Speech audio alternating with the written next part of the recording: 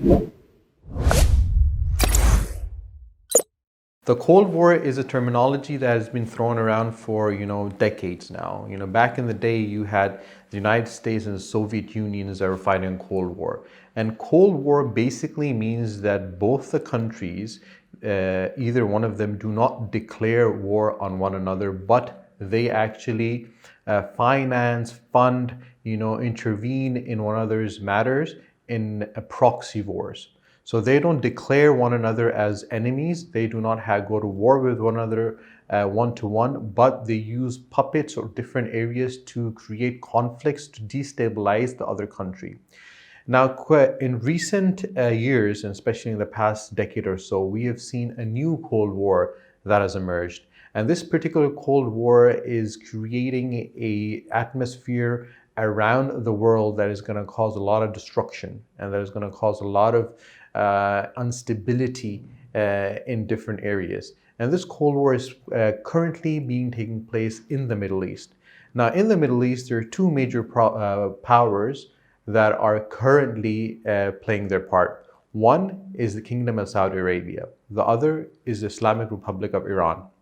Now, Iran came into existence a couple of decades ago, 3-4 decades ago. And the way it came about was back in the day, the United States was actually funding and protecting Iran with the Shah in place in power. And over a period of time, with the Shah's policies and the Shah's administrative issues, there was an Islamic revolution that took place. And Khomeini, the Islamic leader, came into power and overthrew the Shah, and the Islamic Republic of Iran came into existence. Now, Iran, since that moment in time, has had their own foreign policy. They look at matters internally and externally with their own lens, which is different to the superpowers around the world. And they tend to establish and execute their policies according to what is beneficial for them, due to which there's a lot of sanctions and a lot of issues that are being faced by Iran right now. Subsequently, during that period of time, the Kingdom of Saudi Arabia also came into existence. Now, when the Kingdom of Saudi came into existence, it was with the fall of the Ottomans after World War I.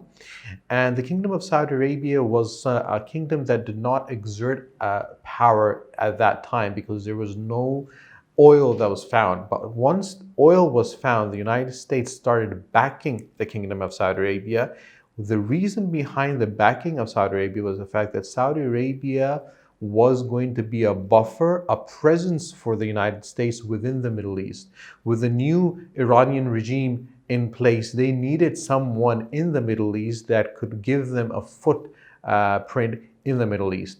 Now, with the Saudi backed by the US, it gave them a clear indication that the United States and the United States Army had a presence in the Middle East. And that automatically created a problem within the Middle East. Now, Iran obviously exerted a huge influence towards the countries in the Middle East, and Saudi Arabia claiming themselves to be the forerunners or claiming them to be the protectors of the Islamic representation of the Islamic world, with Makkah and Medina over there, always played that role. But subsequently, back in the scene, they were also playing the same tricks that every single other country tends to do who is in alliance with the United States.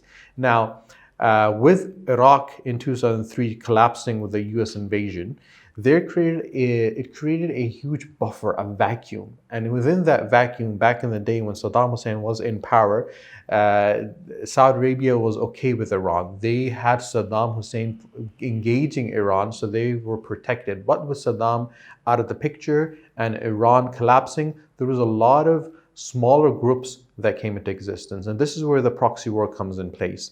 Now, you can talk about ISIS, Hezbollah, Al-Qaeda, different militias that were in Iraq and are in Iraq for that matter right now, that are currently acting as buffers or destabilizing or fighting the wars on behalf of either Saudi Arabia, backed by the US, or of Iran, and neither of them are winning. But the main problem with all of this happening right now is the fact that the region is unstable.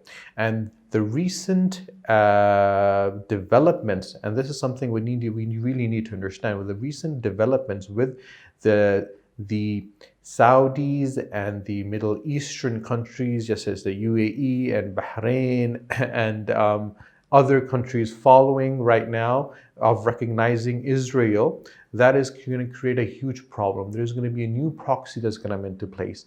And with the new elections that are taking place and the results that are coming very shortly, with either Joe Biden winning or Trump, but there's a very high likely chance that Joe Biden would win, we would see a swift change that are going to take place in the Middle East. Israel is going to very drastically declare peace with the Middle Eastern countries, with Saudi Arabia, with the UAE, with Jordan already, with Egypt, with Algeria, with Morocco, with Oman, with Bahrain, all of these countries, with Kuwait, with Qatar, all of them going to be either going to be on the same page as Israel, and the only person and the only country that's going to be left out is going to be the Iranians.